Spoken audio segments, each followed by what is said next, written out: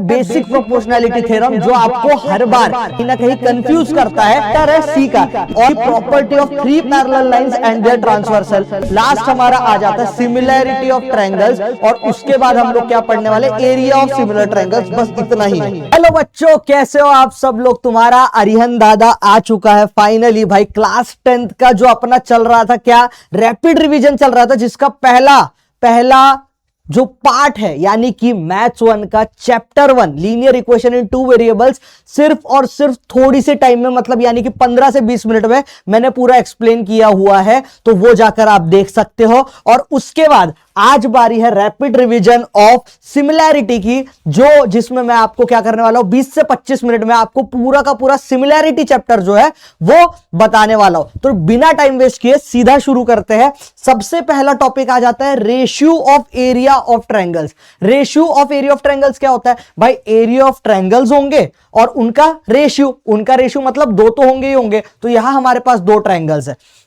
अगर दो ट्रायंगल्स ए बी सी और पी क्यू आर है, मुझे सिंपल बताओ, अगर मैं तुमसे पहले पूछ लूं कि एरिया ऑफ, थोड़ा सा अगर मैं इसको हल्का सा बोल्ड करके लिखूं ताकि तुम्हें भी समझ में आ जाए, area of triangle A B C अगर मैं तुमसे पूछूं तो तुम मुझे बोलोगे दादा half into base into height. बिल्कुल सही है, half into base into height बोलोगे तो यहां पर बेस कितना है मेरा?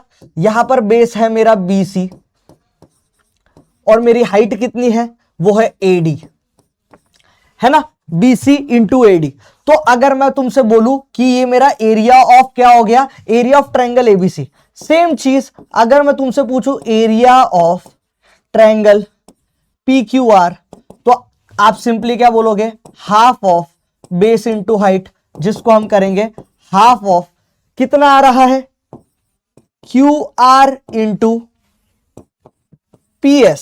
अब इन्हीं दोनों का तो रेशियो बोला है। अगर रेशियो मतलब यहां सिर्फ क्या कर लेना है? डिवाइड कर देना है। अगर रेशियो बोला जाए, ratio of area of triangle, तो area of triangle ABC upon area of triangle PQR अगर मैं लिखूं तो लिख दूंगा half of BC into AD, और यहां लिख दूंगा half of QR into PS। और आप ध्यान से देखोगे तो यहां हाफ कट जाएगा और सिर्फ क्या बच जाएगा? इसका जो बेस है और हाइट है वो, और सेम चीज इसका जो बेस है और इसकी जो हाइट है वो। बस, तो यही तो है मेरा ratio of area of triangle. Ratio of area of triangles मेरा क्या आ गया? उनका बेस इंटू हाइट का प्रोपोर्शन, बेस इंटू हाइट का प्रोपोर्शन, इसका base into height upon base into height कौन से? दूसरे ट्रायंगल का। बस इतना ही है ratio of area of triangles. इसी में दो कंडीशंस आ जाती है। If height of the both triangles is equal, अगर मान लो किसी की हाइट सेम है, अगर मान लो हम पिछले ही दो ट्रायंगल्स ले लेते हैं, मान लो इसमें AD is equal to PS है, AD is equal to PS है, तो मुझे सिंपल बताओ area of triangle of ABC upon area of triangle of PQR जो होगा मेरा, क्या होगा? Area of triangle of PQR। ये अगर मेरी यहां पर हाफ सेम था तो कट गया, यहां पर अगर हाइट भी सेम हो जाएगी तो दोनों हाइट भी तो कट जाएगी, एक दूसरे से कट हो जाएगी, तो बच क्या जाएगा? बच सिर्फ जाएगा मेरा बेस बच जाएगा, जो कि है कितना? BC अपॉन कितना? QR। सिर्फ क्या हो जाएगा? बेस का प्रोपोर्शन बच जाएगा, is equal to proportion of its base. ठीक है, बेस के प्रोपोर्शन के इक्वल हो जाएगा मेरा ये दोनों का रेशियो। अगर मेरे पास बेस सेम है तो आप सिंपल बोल दोगे हाइट दादा, हाइट के इक्वल हो जाएगा। जो area of triangle of ABC है और area of triangle of PQR है, ये सीधा का सीधा मेरे क्या हो जाएगा? हाइट के प्रोपोर्शन के इक्वल हो जाएगा, जो कि है जैसे AD अपॉन PS, यानी कि हाइट के प्रोपोर्शन हो जाएगा। सिंपल, ठीक है, हाइट के प्रोपोर्शन हो जाएगा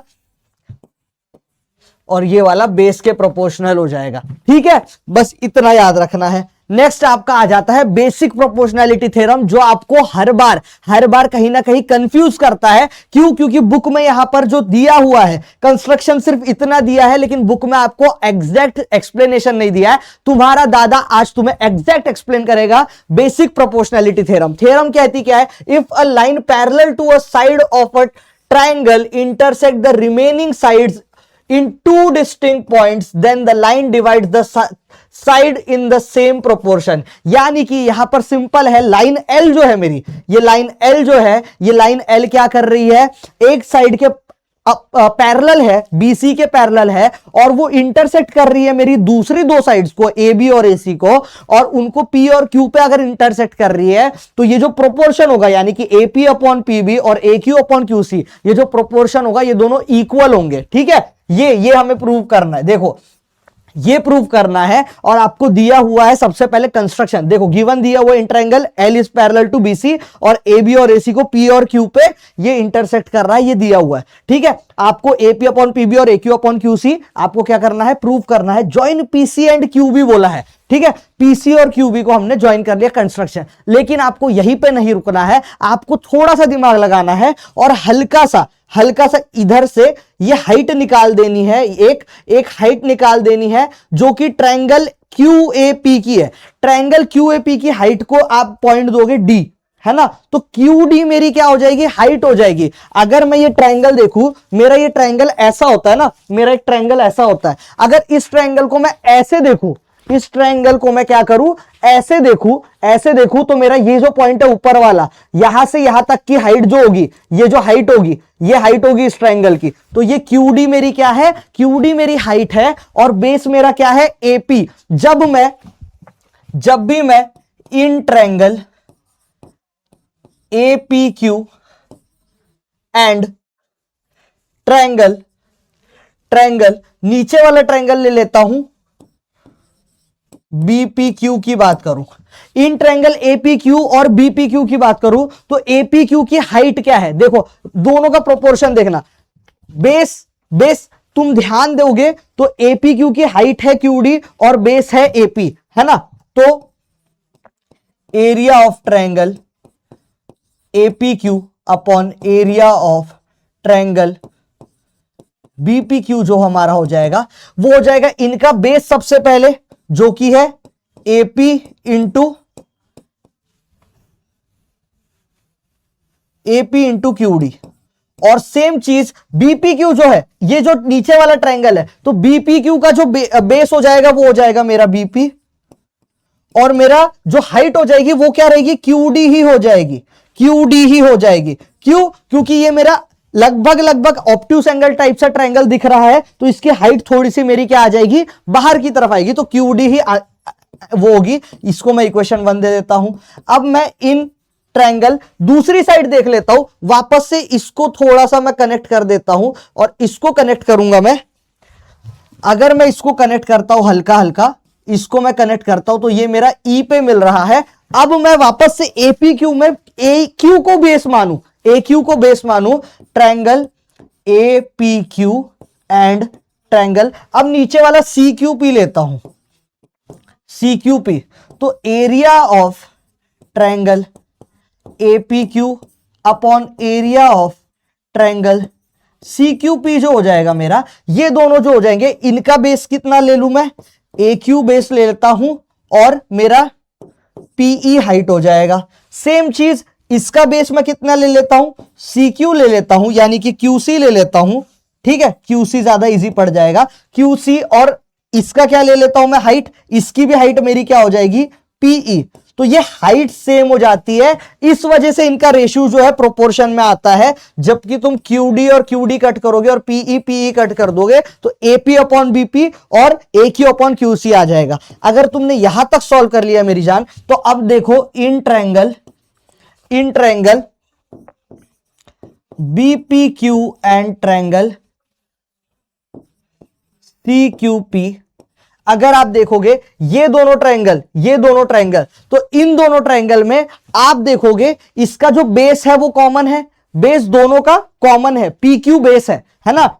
दोनों का बेस कॉमन है, और दोनों की हाइट भी बिल्कुल कॉमन है, क्योंकि देखो यहां से जो हाइट जाएगी और यहां से जो हाइट जाएगी इस ट्रायंगल की, है ना, अगर मैं PQ को बेस मानता हूं तो ये दोनों की हाइट और बेस दोनों सेम है, तो क्या मैं कह सकता हूं कि area of triangle BPQ is congruent area of triangle. हम अच्छा एरिया क्यों, सीधा सीधा तो ट्रायंगल ही हमारा क्या है, हमारा ट्रायंगल ही क्या है, बिल्कुल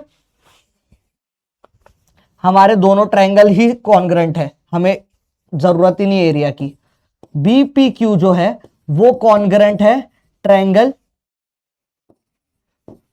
CQP के।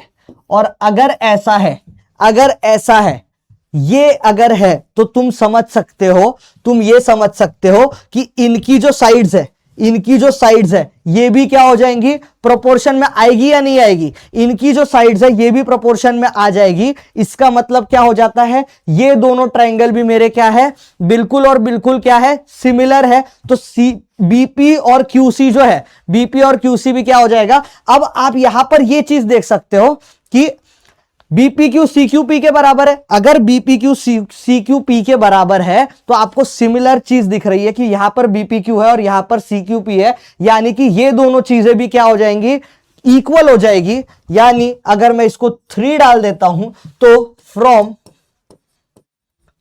1 2 एंड 3 आपको ये चीज समझ में आ गई। ये BPQ और ये अगर दोनों इक्वल है, यहां CQP और यहां BPQ है, ये दोनों इक्वल है और APQ तो है ही इक्वल, तो इससे हम लोग कह सकते हैं कि AP upon BP is equal to AQ upon QC। और यही हमें क्या करना था, प्रूव करना था। देखो यही तो हमें प्रूव करना था, है ना। तो ऐसे हो जाता है BPT थ्योरम प्रूफ, है ना। इसको हम क्या बोलते हैं, BPT थ्योरम। ऐसे हो जाता है प्रूफ। अगर आपको यह समझ में आया तो अगले पे चलते हैं, कन्वर्स ऑफ BPT थ्योरम। इसका प्रूफ आपको कभी भी नहीं आने वाला है, इसका प्रूफ आपको जनरली नहीं आता है, तो लोड लेना नहीं है। इसमें आपको सिंपली क्या बताया जाता है, उल्टा। कन्वर्स मतलब उल्टा, BPT का उल्टा। अगर BPT में गिवन है कि ट्रायंगल ABC में L पैरेलल टू BC है और उसकी वजह से ये प्रोपोर्शन है, तो इसमें गिवन होगा कि आपका जो AP अपॉन PB है वो इक्वल है AQ अपॉन QC के। आपको क्वेश्चन ऐसा दिखाया होगा कि ये प्रोपोर्शन है, ऐसा पहले से बता दिया जाएगा, तो आपको मान लेना है अगर ये है, if this then PQ is parallel to BC, यानी कि L is parallel to BC, ये आपको मान लेना है। ठीक है, ये लाइन L जो है ये पैरेलल टू BC है, ये आपको मान लेना है।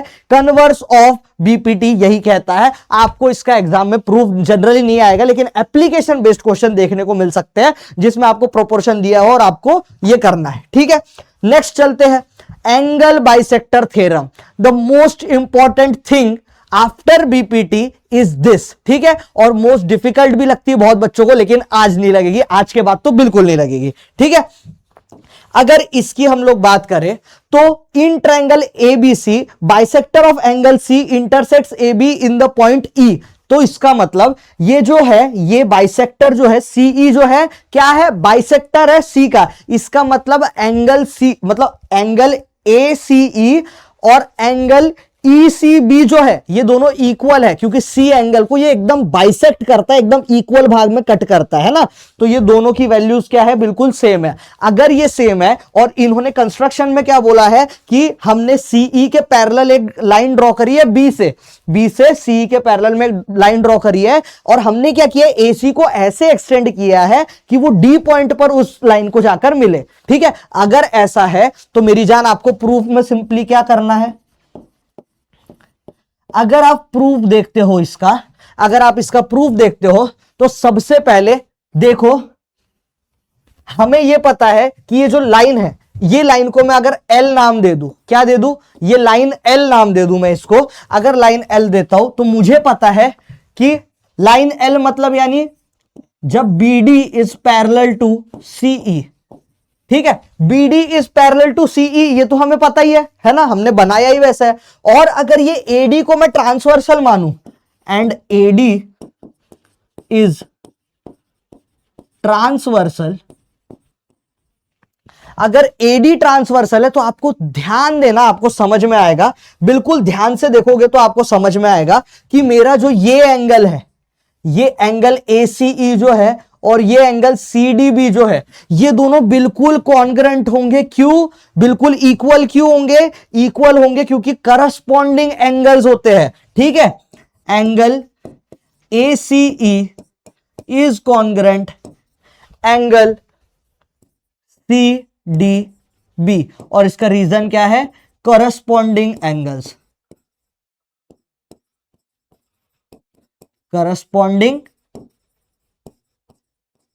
एंगल्स। और वैसे का वैसे ही अगर मेरा BD is parallel to CE है एंड अब मैं इस BC को अगर ट्रांसवर्सल मानता हूं, अब आप ऊपर इधर का भूल जाओ, इधर का भूल जाओ, BC इज ट्रांसवर्सल। अब ये याद रखो, ये BC जो है ये मेरा, ये ट्रांसवर्सल है। तो कहीं ना कहीं आपको फिगर देखने को कैसे मिलेगी? आपको फिगर देखने को मिलेगी कि दादा ये लाइन है और ये लाइन है और ये मेरा बन रहा है ट्रांसवर्सल। और जब ये ट्रांसवर्सल बनता है तो मेरे ये एंगल दादा और ये एंगल कहीं ना कहीं अल्टरनेट एंगल्स बन रहे हैं। क्या बन रहे हैं? अल्टरनेट एंगल्स बन रहे हैं। तो एंगल मेरा ECB is congruent angle CBD। क्यों? क्योंकि ये अल्टरनेट एंगल्स है, अल्टरनेट एंगल्स। और कहीं ना कहीं जब आपने ये चीज देख ली कि मेरा ये वाला एंगल और ये वाला एंगल इक्वल है, ये वाला एंगल और ये वाला एंगल इक्वल है, और कहीं ना कहीं आपने ये चीज पढ़ी है, ये चीज पढ़ी है in triangle ABC angle ACE, angle ACE is equal angle ECB, angle ACE is equal angle ECB। क्यों? क्योंकि ये तो गिवन ही है कि ये बाइसेक्टर है तो ये दो एंगल्स तो इक्वल है ही, ये तो गिवन ही है हमें। अगर गिवन है तो आपको समझ में आया होगा, अगर मैं इसको इक्वेशन 1 मानूं, इसको इक्वेशन 2 मानूं और इसको इक्वेशन 3 मानूं, तो कहीं ना कहीं अगर ACE और ECB बराबर है, ACE और ECB बराबर है, तो मेरे राइट हैंड साइड वाले भी क्या हो जाएंगे? इक्वल हो जाएंगे। सो फ्रॉम 1 2 एंड 3 हम कह सकते हैं angle CDB is equal angle CBD। अगर ऐसा है, इसका मतलब ये वाला एंगल और ये वाला एंगल क्या है? बिल्कुल सेम है, बिल्कुल सेम है। अगर ये दोनों एंगल सेम है, अगर आप मुझे बताओ अगर ऐसा है तो in triangle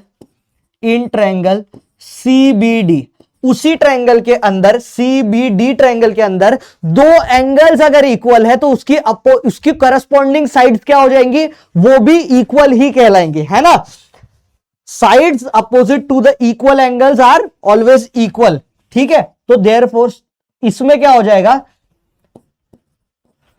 in triangle CBD from 4, जो CB मेरी लाइन है वो इक्वल है CD के।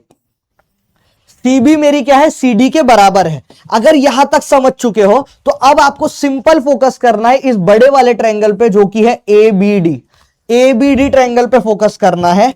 अब देखना जादू, क्योंकि इन ट्रायंगल ABD अगर मैं BPT थ्योरम लगाता हूं, ठीक है, by BPT in triangle ABD, आप ध्यान देना ये AE अपॉन, ये अगर BD मेरा बेस है तो AE upon EB is equal to ये AC अपॉन CD। और अगर ये है तो आपको पता है यहां पर इक्वेशन नंबर 5 में इसको नाम दे देता हूं। इक्वेशन 5 से आपको पता है कि CB जो है वो CD के बराबर है, यानी CD की जगह मैं CB लिख सकता हूं। अगर मैं लिखता हूं so from 5 we can say AE upon EB is equal to AC upon हमें सिर्फ क्या लिख देना है, CB।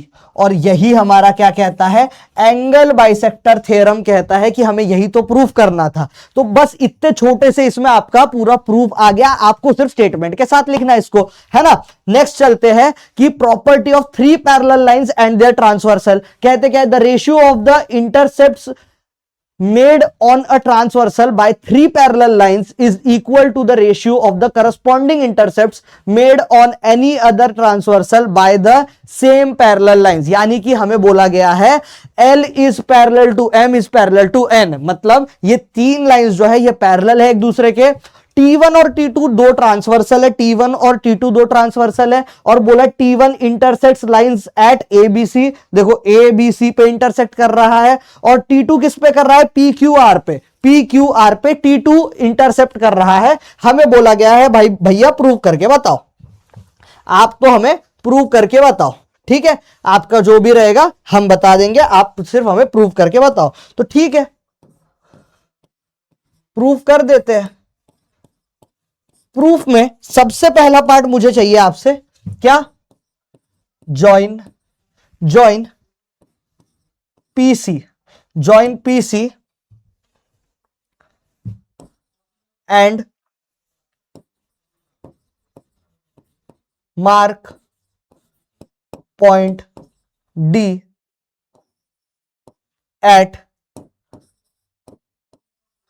BQ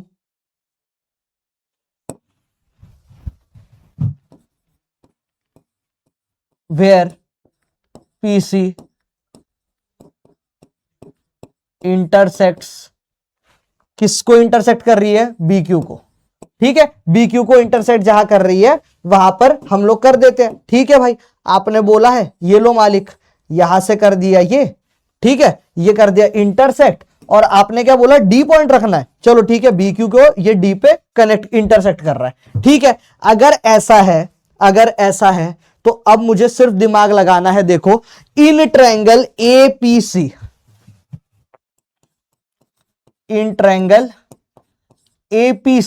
अगर APC में मैं BPT थ्योरम लगाऊं तो मेरा हो जाएगा AB upon BC is equal to PD upon DC। ये मैं क्यों लगा रहा हूं BPT थ्योरम, क्योंकि मुझे पता है भाई ये लाइन और ये लाइन पैरेलल है, ये दो लाइंस L और M अगर पैरेलल है तो मैं इस पे BPT लगा सकता हूं ना, ये ट्रायंगल पे। कौन से ट्रायंगल पे, ये वाला ट्रायंगल मेरा, देखो ये वाला जो ट्रायंगल बन रहा है, ये वाला ट्रायंगल, ठीक है, इस ट्रायंगल पे मैं BPT लगा सकता हूं, बिल्कुल मैंने लगा दी। अगर मैं BPT लगाता हूं तो ये हो जाएगा BPT थ्योरम से, ठीक है। अब मैं in triangle,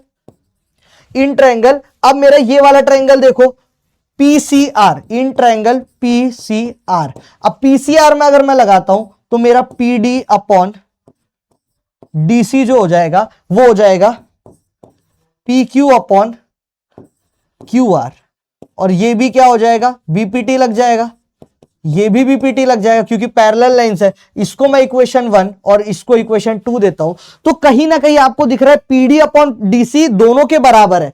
A is equal to B and B is equal to C, then A is equal to C, बचपन से पढ़ते आ रहे हैं, ठीक है, बस अप्लाई करना है। सो फ्रॉम 1 एंड 2 आपको समझ में आ गया कि AB अपॉन BC जो है वो इक्वल टू किसके है, PQ अपॉन QR के इक्वल है, और यही हमें प्रूव करना था। देखो यही हमें प्रूव करना था, सिंपल है, एकदम सिंपल है। तो देखो इतना सा है बस काम, है ना। अगर ये हो चुका है तो लास्ट हमारा आ जाता है सिमिलैरिटी ऑफ ट्रायंगल्स, और उसके बाद हम लोग क्या पढ़ने वाले, एरिया ऑफ सिमिलर ट्रायंगल्स, बस इतना ही है ना। तो सिमिलैरिटी में क्या आ जाता है, सबसे पहले आपको यह पता होना चाहिए कि if angle A is congruent angle P, angle B is congruent angle Q, और angle C is congruent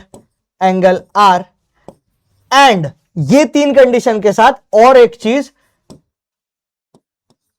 A B upon P Q, ये वाली साइड और ये वाली side is equal to B C upon Q R is equal to A C upon P R, तो आपको समझ में आ जाना चाहिए। Then triangle A B C is similar triangle P Q R, ये होगा। और सिमिलर की साइन होती है ये, है ना, ये आपको पता है, बिल्कुल अच्छे से पता है कि सिमिलर की साइन ये होती है। आपको बस ये कॉन्सेप्ट समझ में आना चाहिए। अगर ये कॉन्सेप्ट समझ में आ गया तो टेस्ट ऑफ सिमिलैरिटी कितने टाइप की होती है, इतने टाइप की होती है, ठीक है। ए एस एस एस और आइस ए आइस, ठीक है। ए एस एस एस और आइस आइस, और इसी में जो ए होता है उसको हम कभी कभार ए भी बोल देते हैं, ए भी बोल देते हैं, क्योंकि अगर दो एंगल किसी ट्रायंगल के, दो ट्रायंगल्स के दो एंगल सेम है तो तीसरा वाला सेम होना ही है, वो तो कॉमन सेंस। सबसे पहला हम लोग देख लेते हैं ए, ठीक है। अगर ए की बात करें, टेस्ट ऑफ सिमिलैरिटी की बात करें, मान लो मेरे पास दो ट्रायंगल्स है A B C P Q R.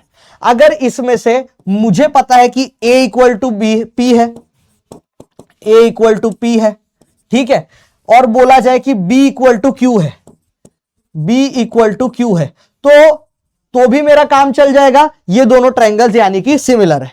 अगर दो एंगल सिमिलर इक्वल है तो इसका मतलब ये दो ट्रायंगल्स क्या है, सिमिलर है, ठीक है। सिमिलर मतलब क्या होता है, जिसकी क्या हो जाए, साइज कुछ भी हो लेकिन शेप सेम होना चाहिए, है ना, शेप सेम लेकिन साइज कुछ भी हो। और कॉन्ग्रुएंट मतलब क्या हो जाता है, एकदम सिमिलर, इक्वल क्या हो जाता है, जिसकी साइज और शेप दोनों क्या हो, बिल्कुल सेम हो, है ना। आप इस चीज को ध्यान रखना। तो ये तो सिमिलर हो गए, साइज भले ही अलग हो लेकिन शेप सेम है, ठीक है। तो ये हो गया, ये एक चीज हो गई। अगर इसके बाद ये भी बोल दिया जाए, कभी कभार तीन भी दे देते हैं कि एंगल सी और एंगल आर जो है वो भी, तो दो रहे या तीन रहे, ये एंगल टेस्ट ऑफ सिमिलैरिटी से ये दोनों ट्रायंगल्स क्या है, सिमिलर है। अगर अगला देखूं तो आ जाता है एस एस एस, यानी side side side, triple S मतलब साइड साइड साइड। अगर दो ट्रायंगल्स मुझे दिए हुए हैं और उसमें से कौन से है, A B C P Q R, अगर ऐसा है और मुझे बोल दिया जाए ये साइड इसके बराबर है, ये साइड इसके बराबर है और ये साइड इसके बराबर है, तो मैं कहता हूं ये तीनों ट्रायंगल्स, दोनों ट्रायंगल्स क्या है, बिल्कुल सिमिलर है। इसमें दो एस से काम नहीं चलेगा, इसमें कम से काम नहीं चलेगा, इसमें तीनों साइड अगर दिए है तो ये एस एस एस क्राइटेरिया को फॉलो करता है। एंगल की तरह इसमें नहीं चलेगा कि सिर्फ दो साइड अगर कर दे तो हो जाएगा, नहीं चलेगा, ठीक है। तीसरा आ जाता है हमारा एस ए एस क्राइटेरिया। क्या आ जाता है, साइड एंगल साइड। मान लो दो ट्रायंगल्स है हमारे पास, दो ट्रायंगल्स में हमें बोला गया है ए बी सी और पी क्यू आर। हमें बोला गया है A B is equal to P Q या congruent to P Q, B C is congruent to Q R, और हमें एंगल जो बोला है, एंगल ये वाला दिया है, तो ये सिमिलर बिल्कुल नहीं होंगे, ठीक है। ये बिल्कुल सिमिलर, रीजन क्यों, दो साइड्स जो हमें दिए हैं, ये जैसे लिखा है ना साइड एंगल साइड, तो दो एस के बीच में एक ए फंसा हुआ है, वैसे का वैसा ही दो साइड के बीच का जो एंगल है हमेशा हमें वो चाहिए।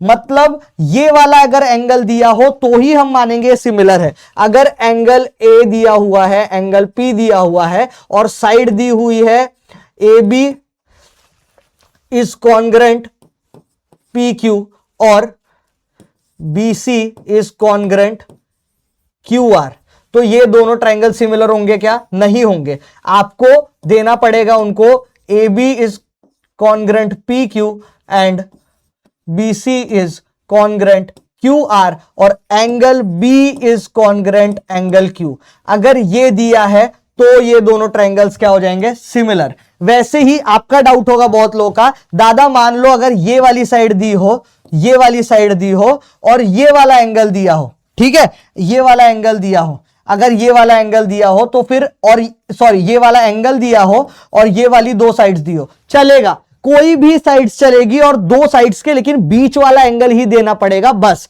चाहे ये दो साइड दियो तो इनके बीच वाला एंगल, ये दो साइड्स दियो तो उनके बीच वाला एंगल, ये दो साइड्स दिया है तो इनके बीच वाला एंगल, और इधर भी सेम होना चाहिए, तभी हम इसको बोलेंगे सिमिलर। सिमिलर का मतलब ही वही है कि इधर भी सेम उधर भी सेम, तो वो सिमिलर कहलाएगा। लास्ट टॉपिक अपना आ जाता है theorem of area of similar triangle. इसमें गिवन क्या है, ए बी सी जो है वो सिमिलर है, ऑलरेडी दिया हुआ है। इस वाले में सब लोग बच्चे कंफ्यूज होते हैं, ratio of area of triangles और theorem of area of similar triangles. भाई आपको सबसे बड़ा फर्क दिखेगा, यहां एरिया ऑफ ट्रायंगल लिखा है और आपको यहां पर मिलेगा, यहां पर एक चीज अलग मिलेगी जो कि एरियाज ऑफ सिमिलर ट्रायंगल बोला है। जिस भी क्वेश्चन में आपको बताया पहले से जाए कि दोनों का सिमिलर है, दोनों ट्रायंगल्स क्या है, सिमिलर है, वहां आपको ये वाली थ्योरम लगानी है। जिस क्वेश्चन में नहीं दिया गया है कि दोनों ट्रायंगल सिमिलर है, वहां पर आपको ratio of area of triangle use करना है। ठीक है, इतना तो क्लियर है। अगर ये क्लियर है, इसमें आपको इतनी भसड़ करने की जरूरत नहीं है। आपको ये जो प्रूफ है बिल्कुल नहीं आने वाला है। इसका प्रूफ आपको, इसका जो प्रूफ है ये आपको कभी भी नहीं आएगा एग्जाम में। आपको जनरली इसका प्रूफ नहीं आता है। ठीक है, बोर्ड के किसी भी एग्जाम में आज तक नहीं आया है। आपको इसका प्रूफ जानने की जरूरत नहीं है। आपको सिर्फ इतना याद रखना है कि एरिया ऑफ टू ट्रायंगल्स का जो रेशियो होता है, अगर वो सिमिलर है तो, अगर वो सिमिलर है, ठीक है, हमें पहले से पता हो कि वो दोनों सिमिलर है, तो इनका जो एरिया आता है वो एरिया हमेशा कैसे काउंट होता है, इनकी साइड का स्क्वायर करके, इनकी साइड का स्क्वायर करके। अब साइड कितनी हो, साइड कोई भी हो हमें चल जाएगा, साइड कोई भी हो। मान लो मुझे ये साइड दी हो, ये दोनों साइड दी हो, तो A B upon P Q का होल स्क्वायर, यानी कि A B upon P Q का होल स्क्वायर। इसकी जगह मान लो मुझे ये दो साइड दी हो, तो मैं B C square upon Q R square भी लिख सकता हूं, या इसकी जगह मुझे ये वाली साइड दी हो, मुझे चल जाएगा, कोई दिक्कत नहीं है। बस प्रोपोर्शनेट साइन चाहिए, प्रोपोर्शनेट साइन जो होती है, साइड्स होती है, वो चाहिए पी आर स्क्वायर, कोई भी चलेगा, तीनों के बराबर होता है। आप सिर्फ साइड स्क्वायर मानकर चलो, ताकि ए बी और पी क्यू, ठीक है, A B upon P Q का होल स्क्वायर स्क्वायर हो सकता है, B C upon Q R का स्क्वायर हो सकता है, या A C upon P R का स्क्वायर हो सकता है। और ये हो गया आपका मात्र 20, 25 या 30 मिनट में आपका पूरा का पूरा खत्म, क्या, आपका सिमिलैरिटी चैप्टर का पूरा रिवीजन, रैपिड रिवीजन हो चुका है। अगले के लिए फटाफट कमेंट करो कि कौन से चैप्टर का चाहते हो। मैथ्स 1 का चाहते हो तो M1 चैप्टर का नाम, मैथ्स 2 का चाहते हो M2 चैप्टर का नाम। ठीक है, जल्द मिलते हैं, बाय बाय, ध्यान रखना।